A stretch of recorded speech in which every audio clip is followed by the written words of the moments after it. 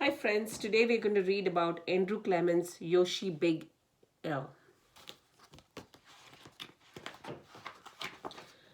This is Big L. Big L was also very scary and very big. Other fish seemed to have at least one friend, some had many, but Big L had none. He did not really blame the other fish. How could he expect little fish to trust a great big fish with eyes and skin and teeth like his? So Big L was lonely and cried big salty tears into the big salty sea.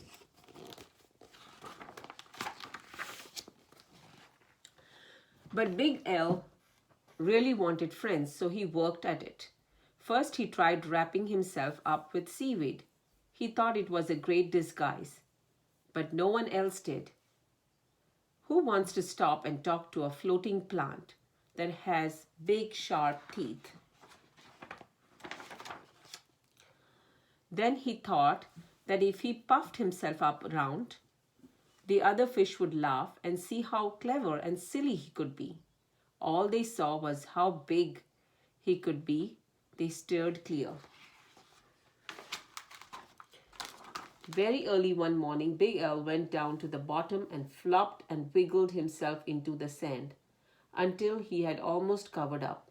He looked much smaller. When other fish came near, Big L talked and joked with them and had a delightful time. But then one scratchy little grain of sand got stuck in his gill. And he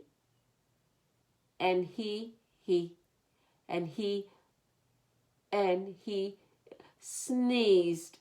When the clouds of sand cleared away, all the other fish were gone.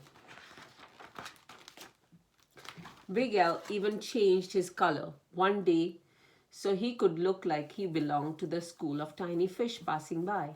He bubbled along with them for a while, laughing and feeling like he was just one of the crowd.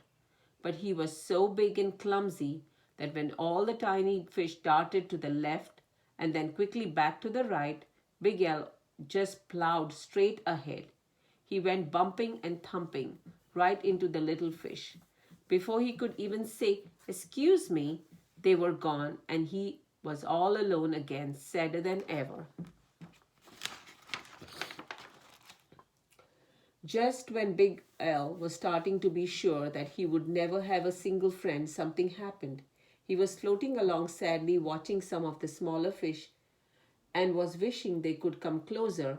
As he watched, a net dropped down silently from above, and in an instant they were caught.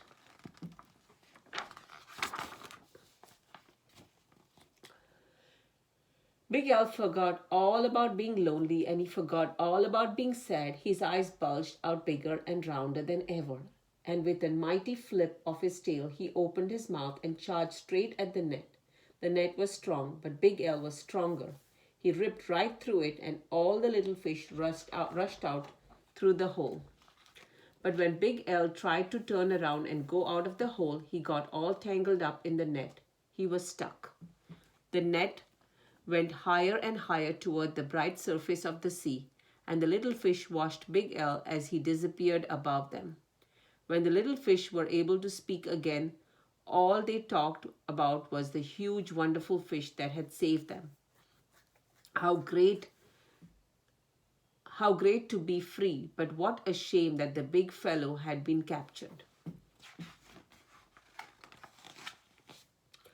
Just then there was a tremendous crashing splash above them, and the small fish dashed away. Was it the net again?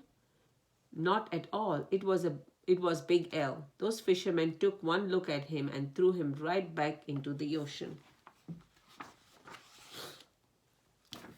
And now there is one huge, puffy, scary, fierce-looking fish in the sea who has more friends than anyone else. Big L. The end.